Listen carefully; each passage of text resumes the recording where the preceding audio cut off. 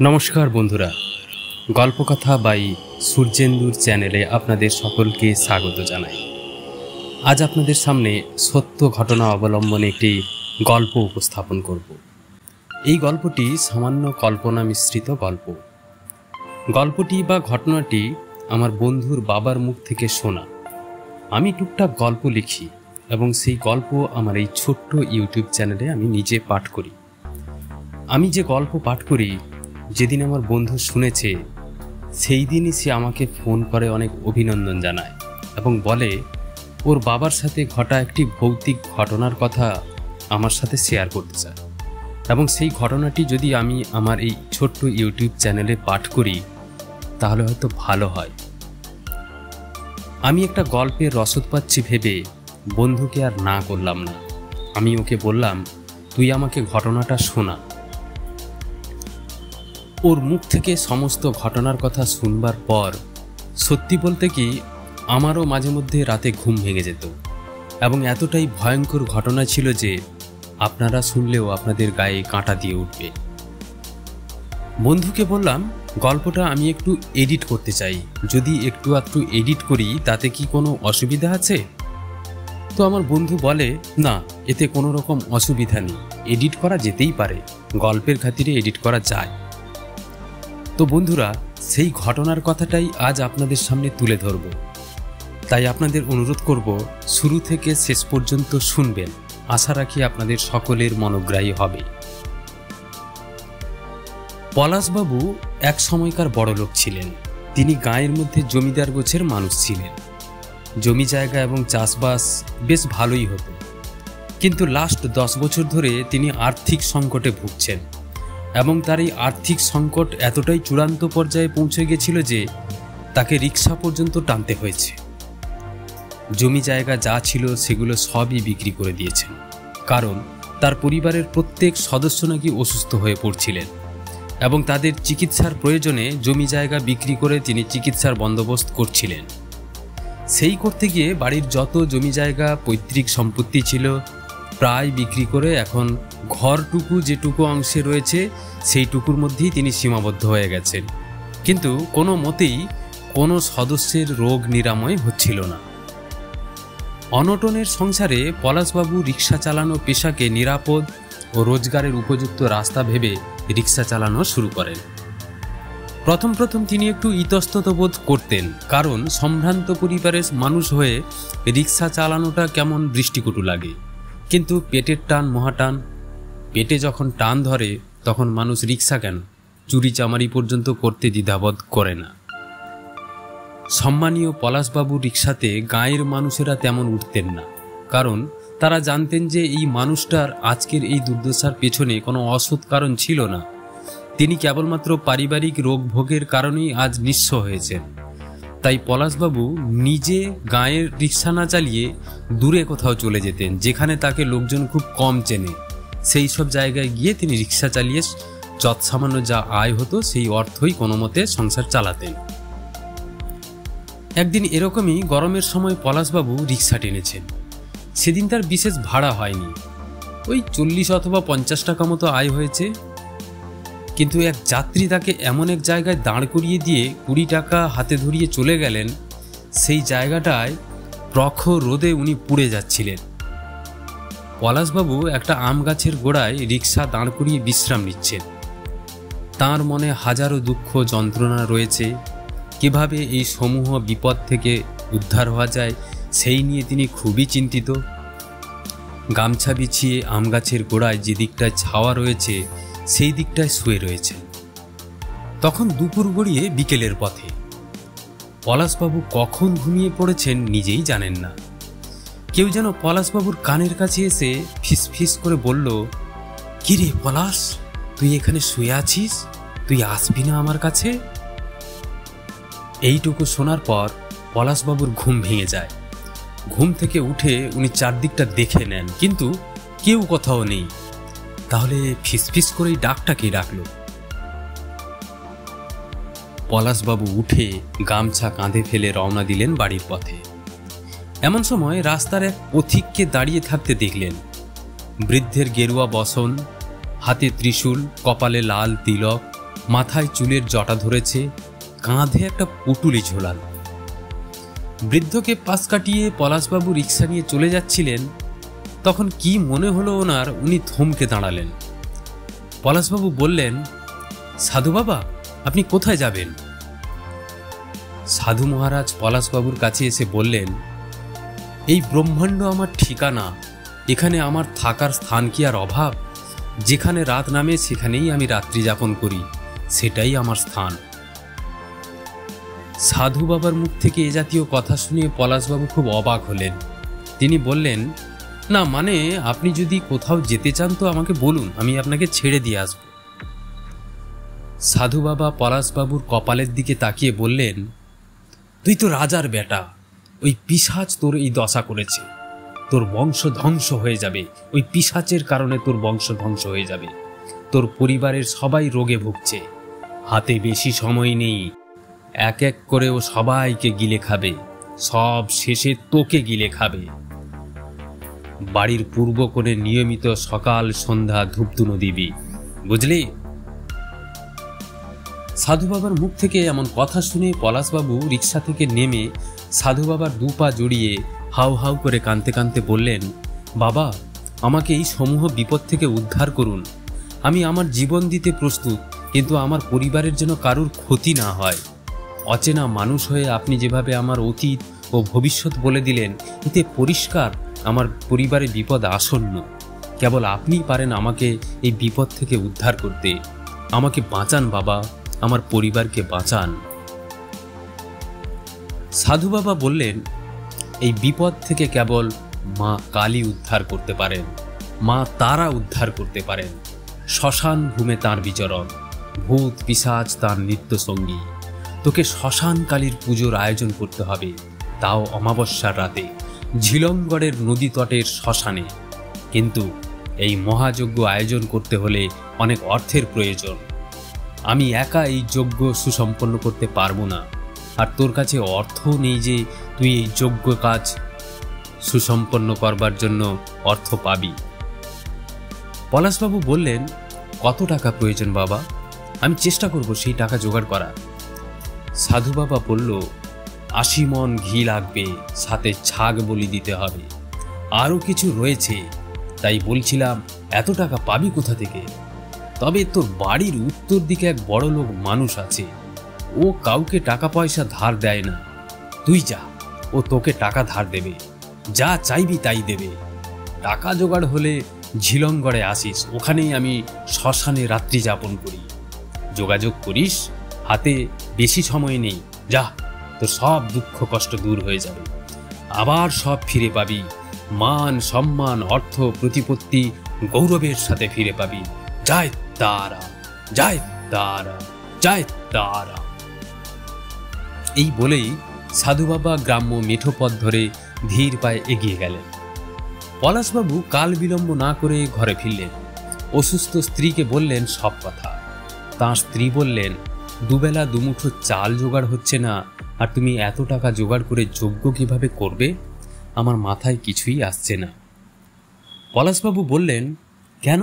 সাধু বাবা বলল যে আমার বাড়ির উত্তর দিকে এক বড় লোক ব্যক্তি আছে, উনি আমাকে অর্থ সাহায্য করবে। উত্তর দিকে তো নিধি ঘোষের বাড়ি, তাহলে কি ঘোষ কাকা আমাকে টাকা ধার দেবে? যাই তো, দেখি ঘোষ কাকা কি বলে।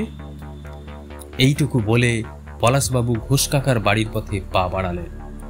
ঘোষ কাকা তখন দাওয়ায় বসেছিলেন। তিনি পলাশবাবুকে দেখেই বললেন, আয় পলাশ, আয়, তোর অপেক্ষায় ছিলাম, বস এখানে। পলাশবাবু বললেন, আসলে ঘোষ কাকা, আমি বসতে আসিনি, আমি এসছিলাম। পলাশবাবুর মুখের কথা শেষ হওয়ার আগেই ঘোষবাবু বললেন, জানি তুই কিছু টাকা ধার নিতে এসেছিস। আসলে এক ভিখারি সাধু বাবা আমাকে এক্ষুনি বলে গেল তোকে কিছু টাকা ধার দিতে। উনি ভিক্ষা নেবেন না বললেন, তোকে ধার দিলেই ওনার ভিক্ষা পাওয়া হয়ে যাবে। পলাশবাবু অবাক হয়ে সেই ভিক্ষুকের বর্ণনা করলেন, যে বর্ণনা শুনে ঘোষ কাকা পর্যন্ত আশ্চর্য হলেন এবং বললেন, তুই সব ঠিক ঠিক বলছিস, সাধু বাবা ঠিক এমনটাই দেখতে ছিল। ঘোষ কাকা বললেন, উনি সাধু বাবা ছিলেন না, উনি স্বয়ং নারায়ণ ছিলেন, সাধু বেশে আমার দোরে এসেছিলেন, যিনি তোকে ও আমাকে একই সময়ে দর্শন দিয়েছেন। এই নে, টাকার বান্ডিলটা তোকে আমি দিলাম। এখান থেকে তোর মন খুশি যতটাই তুই খরচা করতে চাস সব টাকা খরচ করবি। তারপর যদি কিছু টাকা বেঁচে যায় সেটা আমাকে ফেরত দিবি। আমি তোর কাছ থেকে কোনো টাকা আর চাইব না। পলাশবাবু ঈশ্বরের উদ্দেশ্যে হাত জোড় করে প্রণাম করে বললেন, হে ঈশ্বর, তুমি আমায় কি এমন পরীক্ষায় ফেললে? একদিকে আমার পরিবার বিপদের মধ্যে রয়েছে, আর এদিকে তুমি আমার হাতে এতগুলো টাকা ধরিয়ে দিলে। ঠিক তার পরের দিন পলাশবাবু আবার সেই ঝিলমগড়ের নদীচরের মহাশ্মশান ঘাটে উপস্থিত হন। সেখানে যখন পৌঁছান তখন তিনি দেখেন দূরে একটা ছোট্ট ছাউনির মতো রয়েছে, সম্ভবত ওর মধ্যে কেউ বিশ্রাম করছে। পলাশবাবু এই ভর দুপুরে শ্মশান ঘাটে পৌঁছে মনে মনে ভাবছেন, এই সময় কি সাধু বাবাকে জাগানো উচিত হবে? সম্ভবত সাধু বাবা এই সময় বিশ্রামে রয়েছেন। পলাশবাবু সেই ছাউনির কাছে চুপচাপ বসে রয়েছেন। এমন সময় ভেতর থেকে সাধু বাবা ডাক দিলেন, আয় পলাশ, আয়, তুই এসেছিস। তাঁবুর ভেতর থেকে সাধু বাবা যেভাবে ডাক দিলেন তাতে পলাশবাবু চমকে উঠলেন, কারণ তাঁবুর ভেতর থেকে বাইরে কিছুই দেখা যাচ্ছিল না, অথচ সাধু বাবা অনায়াসে বলে দিলেন পলাশবাবুর নাম। বাইরে থেকে পলাশবাবু বললেন, আমি আপনার নিদ্রা ভঙ্গ করতে চাইনি, তাই আমি বাইরে অপেক্ষা করছি। আপনার নিদ্রা সম্পূর্ণ হওয়ার পর আমি আপনার সাথে কথা বলবো। সাধু বাবা বললেন, আচ্ছা ঠিক আছে, তুই বাইরে অপেক্ষা কর, আমি একটু জিরিয়ে নেই, তারপর তোর সাথে গল্প করব। পলাশবাবু নদীর দিকে তাকিয়ে রয়েছেন। নদীচর তখন শুকিয়ে এসেছে। সম্ভবত দিন কয়েক আগে এখানে মড়া পোড়ানো হয়েছে। কিছু পোড়া কাঠ আর কিছু কাঠ কয়লা এখানে সেখানে ছড়িয়ে ছিটিয়ে রয়েছে। যে স্থানে সাধু বাবা তাঁবু খাটিয়েছেন সেখানে কিছু কাঠ কয়লা পড়ে রয়েছে। মনে হয় যেন সাধু বাবা কদিন আগে যজ্ঞ কার্য সম্পন্ন করেছে। এইসব 7-5 ভাবতে ভাবতে পলাশবাবু নিজেকে কেমন নদীর দিকে তাকিয়ে তাকিয়ে হারিয়ে ফেলেছেন। আর তখনই সাধু বাবা নদীর ডান দিক থেকে হাঁটতে হাঁটতে এসে বললেন, কিরে পলাশ, কখন থেকে তুই এখানে অপেক্ষা করছিস? আমি একটু নদীর ওপারে গিয়েছিলাম কিছু শুকনো কাঠ আনতে, বল তোর টাকার জোগাড় হয়েছে? পলাশবাবু আশ্চর্য হয়ে বললেন, এ কি সাধু বাবা, আপনি তো তাঁবুর ভেতরে ছিলেন, আপনি বাইরে কখন গেলেন? স্মিত হেসে সাধু বাবা বললেন, সে তুই বুঝবি না, সবই তন্ত্রমন্ত্রের বিদ্যা, বুঝলি? তবে তুই ভয় পাস না তো? পলাশবাবু একরাশ হতাশা ব্যক্ত করে বললেন, সাধু বাবা, এই জীবনে যখন সবকিছু শেষ হতে বসেছে, আমার পরিবার যখন ধ্বংস হতে বসেছে, সেখানে আর নতুন করে ভয় পাওয়ার কি আছে? আপনি আমাকে যেমনটা পথ নির্দেশ করবেন আমি ঠিক সেই পথ অনুসরণ করব। আমি কিছু টাকা জোগাড় করেছি, সেই টাকা আমি আপনাকে দেওয়ার জন্য নিয়ে এসেছি। সাধু বাবা জয় মা তারার জয় বলতে বলতে বললেন, যা, মাধবপুর হাটে ভালো ঘি পাওয়া যায়, সেখানে একটা দোকান আছে, গিয়ে শুধু বলিস সাধু বাবা আমাকে পাঠিয়েছে, ওরা তোকে 80 মণ ঘি এনে দেবে। বলবি এই অমাবস্যার যজ্ঞের আয়োজন রয়েছে, তাই যেন পুরো 80 মণ ঘি ঠিক সময়ের মধ্যে পাওয়া যায়। বাকি কিছু টাকা তুই আমাকে দিয়ে যা, সেই টাকা দিয়ে আর অন্যান্য যা প্রয়োজন হবে সেগুলো আমি কিনে আনব। সব জিনিস তোর পক্ষে আনা সম্ভব নয়। মায়ের যজ্ঞ আরাধনাকালে কিছু উপাচার থাকে, সাথে কিছু সামগ্রী কিনতে লাগবে, সেগুলো তোর পক্ষে আনা সম্ভব নয়। ওগুলো আমাকে গিয়েই মাধবপুর হাট থেকে একদিন নিয়ে আসতে হবে। পলাশবাবু সাধু বাবার হাতে নোটের বান্ডিল ধরিয়ে বললেন, এই নিন সাধু বাবা, এখান থেকে আপনার কত টাকা লাগবে আপনি নিয়ে নিন, বাকি টাকা দিয়ে আমি ঘি আনব। সাধু বাবা বললেন, আমার এত টাকার প্রয়োজন নেই, এখান থেকে একটা নোট দে আমাকে, ওই নোটটা দিয়েই আমি আমার যা লাগবে সেগুলো কিনে নিয়ে আসব। যথা সময়ে যজ্ঞের আয়োজন হলো। এবং সেখানে উপস্থিত থাকলেন শুধুমাত্র পলাশবাবু এবং সাধু বাবা ও তাঁর সাঙ্গপাঙ্গরা। মা তারার আরাধনার মধ্য দিয়ে অতৃপ্ত আত্মা যা পলাশবাবুর গৃহে ঘাঁটি গেড়েছে সেই আত্মাকে আমন্ত্রণ জানানো হয়। শ্মশান ঘাটে এই যজ্ঞস্থলে অন্যান্য সাধু সন্তদের দ্বারা যজ্ঞ কার্য চলছে।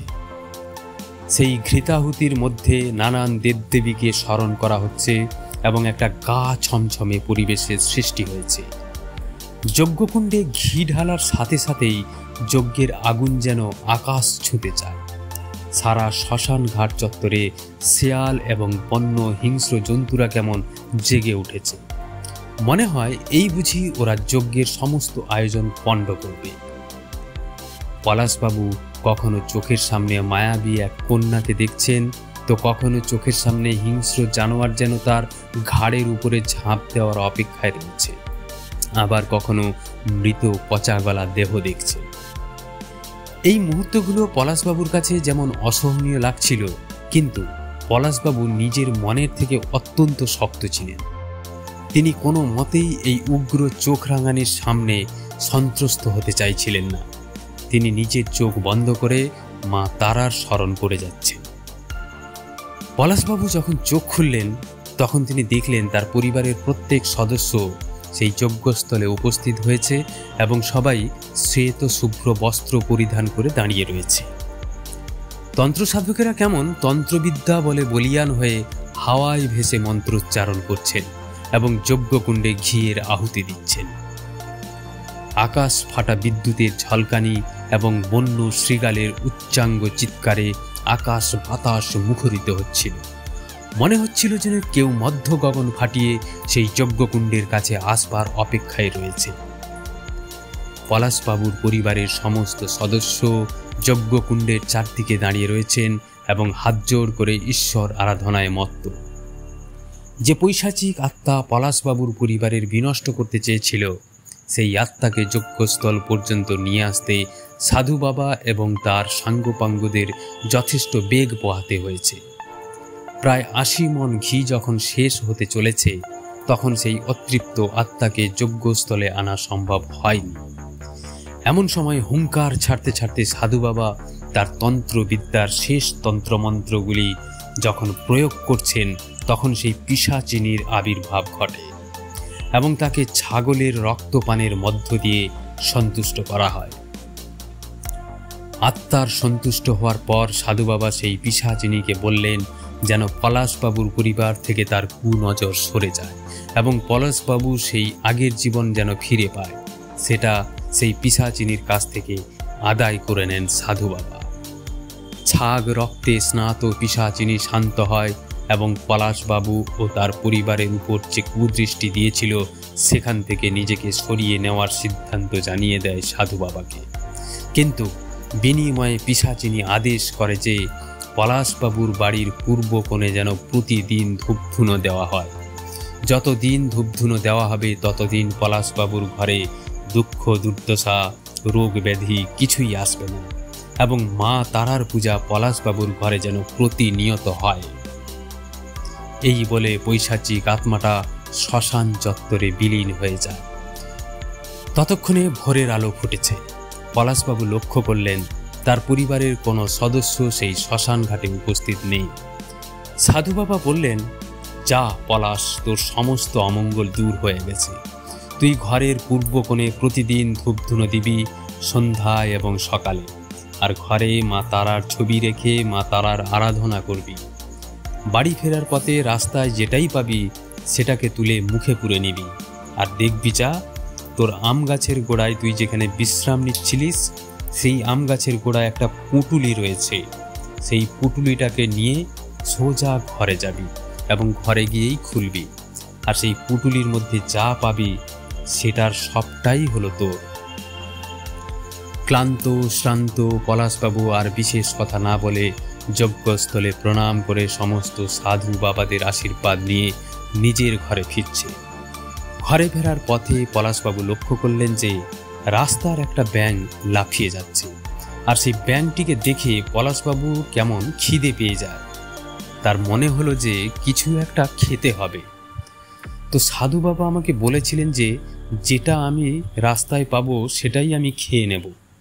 আসলে আমাকে কি এই ব্যাঙটাকে এখন খেতে হবে? পলাশবাবু মনে মনে ভাবলেন, সাধু বাবা যখন কিছু আদেশ করেছেন নিশ্চয়ই তিনি ভালো কিছুর জন্যই আমাকে বলেছেন। তাই পলাশবাবু ব্যাঙটিকে ধরে নিজের মুখে পুরে দেন। আশ্চর্যের বিষয় হলো এই যে পলাশবাবু যখন ব্যাঙটিকে নিজের মুখে পুরে নিচ্ছিলেন তখন তার মনে হচ্ছিল তিনি যেন একটা লাড্ডু চিবিয়ে খাচ্ছেন। সেখান থেকে তিনি যখন আম গাছের গোড়ায় এসে পৌঁছান তখন দেখেন ওখানে একটা গেরুয়া রঙের পুটুলি রয়েছে। পলাশবাবু সেই পুটুলিটাকে তুলে নিতেই ওর ভেতর কিছু একটা নাড়াচাড়া করছিল, মনে হচ্ছিল যেন ওর মধ্যে কিছু একটা জীবন্ত রয়েছে। তার ভেতরে কি রয়েছে পলাশবাবু নিজেই জানেন না। মাঝে মাঝে ফোঁস ফোঁস শব্দ আসছিল। পলাশবাবু মনে মনে ভাবছেন হয়তো এর মধ্যে সাপ আছে। তিনি অত্যন্ত দুশ্চিন্তায় পড়লেন যে এই সাপ তিনি নিয়ে কি করবেন। সাধু বাবা এমন কি আমার জন্য এই পুটুলির মধ্যে রেখেছেন যা নাড়াচাড়া করছে? তবুও পলাশবাবু সাহসিকতার সাথে সেই পুটুলি নিয়ে ঘরে ফিরছেন। ঘরে ফিরতেই দেখেন বাড়ির প্রত্যেক সদস্য বলছে যে তারা এখন সুস্থ বোধ করছে, তাদের মধ্যে কোনো অসুস্থতা নেই। পলাশবাবু পরিবারের সদস্যদের মুখ থেকে এই জাতীয় কথা শুনে বললেন, জয় মা তারার জয়, জয় মা তারার জয়, জয় মা তারার জয়। পুটুলিটিকে নিজের ঘরে নিয়ে গেলেন এবং মা তারাকে স্মরণ করে খুলতে তিনি আশ্চর্য হয়ে গেলেন, কারণ ওই পুটুলির মধ্যে ছিল বহুমূল্যের স্বর্ণালঙ্কার। যে স্বর্ণালঙ্কার দিয়ে পলাশবাবু তার হারানো সমস্ত সম্পদ আবার পুনরুদ্ধার করতে সক্ষম হন এবং পলাশবাবু আবার তার আগের জীবন ফিরে আসেন। সেই দিনের পর থেকে পলাশবাবু তার ঘরের পূর্ব কোণে ধূপধুনো দেওয়ার বন্দোবস্ত করেন এবং ঘরে মা তারার পূজা শুরু করেন। ঘরের উত্তর কোণে যাতে কোনো প্রকার নোংরা বা আবর্জনা না হয় তার জন্য তিনি সেখানেই একটা মা তারার ছোট্ট মন্দির করে দিলেন, যাতে প্রতিনিয়ত মায়ের পুজোর সাথে সেই স্থানটিকে পবিত্র রাখা যায়। তো বন্ধুরা, আজকের এই গল্পটি আপনাদের কেমন লাগলো নিজ নিজ মতামত দিতে ভুলবেন না। আপনাদের একটা মূল্যবান মতামত পেলে গল্প পাঠে উৎসাহিত হই। সকলে ভালো থাকবেন, সুস্থ থাকবেন এই কামনা করি। নমস্কার।